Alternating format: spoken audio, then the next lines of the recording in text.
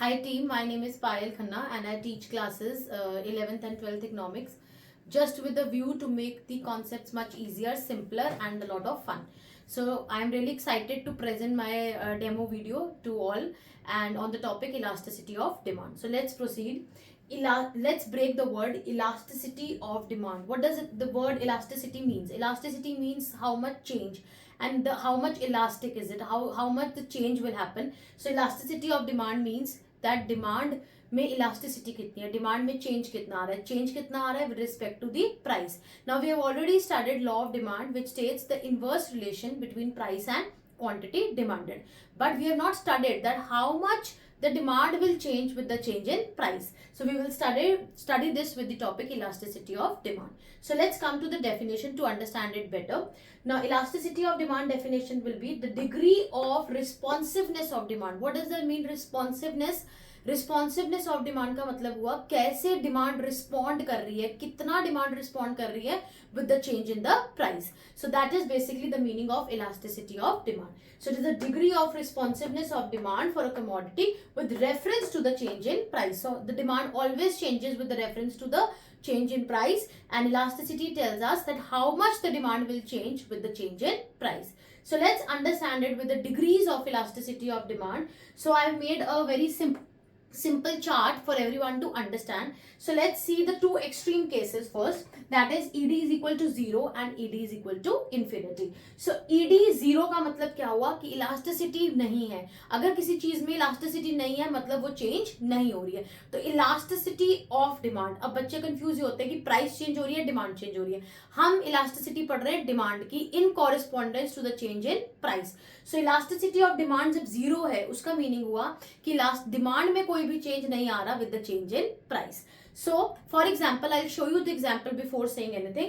So yes, what is this? This is the medicine, and suppose this medicine costs 50 rupees to you, and maybe in some time this costs 60 to you.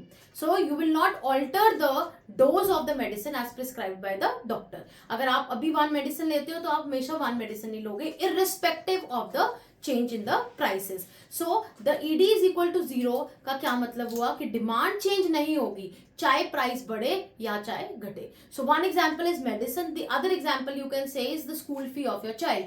अगर school fee बढ़ जाती है या कभी कम हो जाती है तो you will not change the admission of the child on the basis of this because it is a necessity. So that is perfectly in elastic demand जिसे हम बोलते हैं ED is equal to 0. The other extreme case which you can see is ED is equal to infinity. Infinity मतलब कि जहां पे कोई and नहीं है, जरा सा प्राइस चेंज होता है और डिमांड में बहुत ज्यादा चेंजेस हम कर सकते हैं. That is known as ED is equal to infinity. For this also I have a thing to show you. Now what is this? This is a perfume. Perfume का प्राइस अगर बढ़ जाए तो आप उसको या तो ऑल्टरनेटिव ढूंढ सकते हो और आप इसको क्विट भी कर सकते हो लेना because it is not a necessity, it is a luxury item. So you can alter your demand with the change in price. So that is ED is equal to infinity, which is known as perfectly elastic demand. Now in the mid comes unitary elastic. What is the meaning of unitary elastic? That how much the with the change in the price जब demand भी equally change हो. For example, with the 10% increase in price, the demand decreases by also 10%. तो हम उसे बोलते हैं unitary. मतलब जितना price में change आया उतना ही demand में change आया. That means it is unitary elastic. Now the children they get confused where more is in relatively inelastic and relatively elastic. उनको ये place करना नहीं आता कि greater than 1 होगा कि less than 1 होगा. So I have a solution for this. अब आप ये देखो कि relatively inelastic का मतलब हुआ less than 1, मतलब 1 से जो कम है वो relatively inelastic. अब हमने word relative क्यों यूज किया? क्योंकि हम comparison कर रहे हैं with the word perfectly.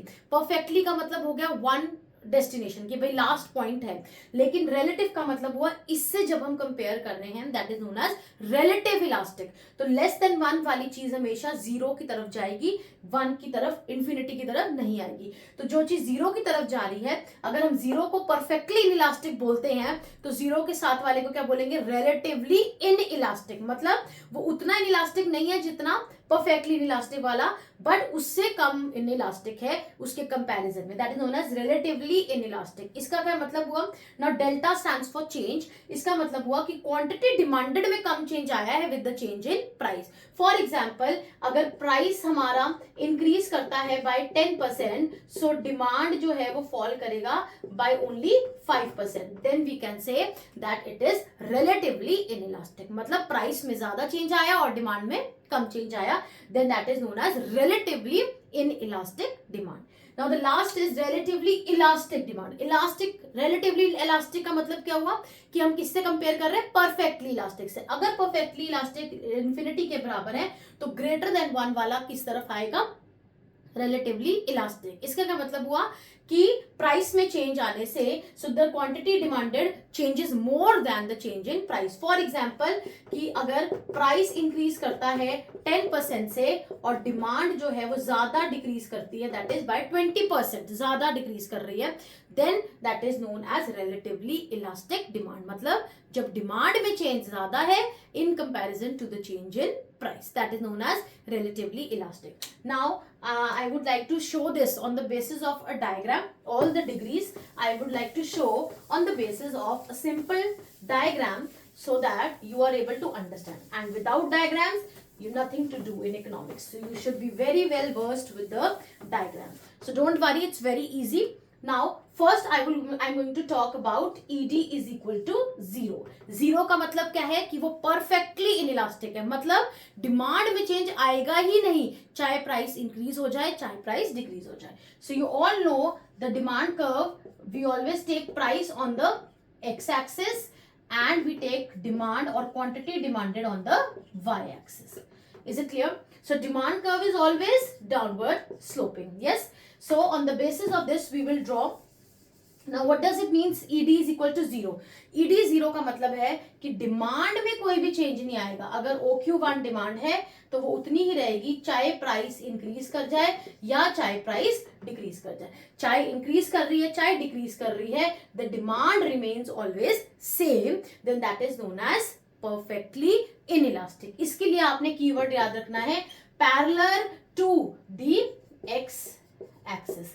तो parallel to the X axis मतलब ये एक्स एक्सिस के पैरेलल जा रही है, मतलब डिमांड हमारी उतनी ही है चाहे प्राइस बढ़े या चाहे प्राइस गिरे.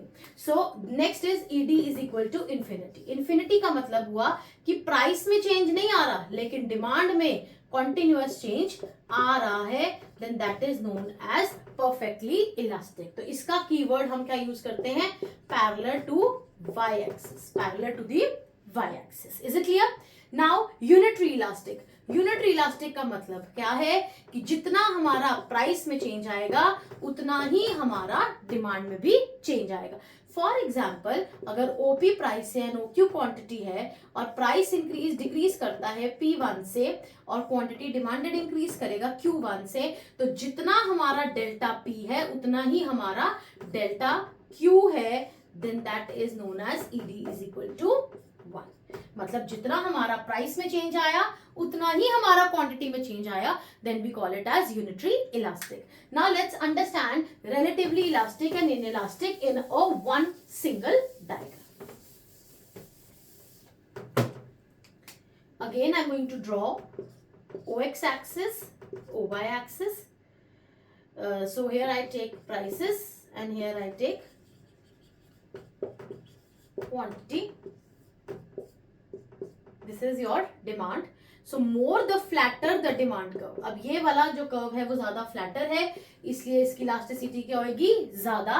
और ये वाला जो कर्व है वो स्टीपर है इसलिए इसकी इलास्टिसिटी क्या होगी? कम. तो जितना स्टीपर है मतलब उसमें चेंज कम है तो ED लेस देन 1 है, और जितना फ्लैटर है मतलब उसमें इलास्टिसिटी बहुत ज्यादा है तो that is ED is greater than 1. So now I'm going to conclude by saying कि कहाँ पर elasticity of demand basically use होती है. इलास्टिसिटी ऑफ डिमांड जो है it is used by the businesses and by the government. Businesses अपने prices को setup करते हैं on the basis of seeing the degrees and the government set up the prices, government set up the taxes on the basis of कि कितनी उस product की elasticity है. तो दोनों ही जगह में यूज होता है, बिजनेसेस भी यूज करते हैं इसको, गवर्नमेंट भी यूज करते हैं. So yes, elasticity is applicable in the practical life also. Thank you so much.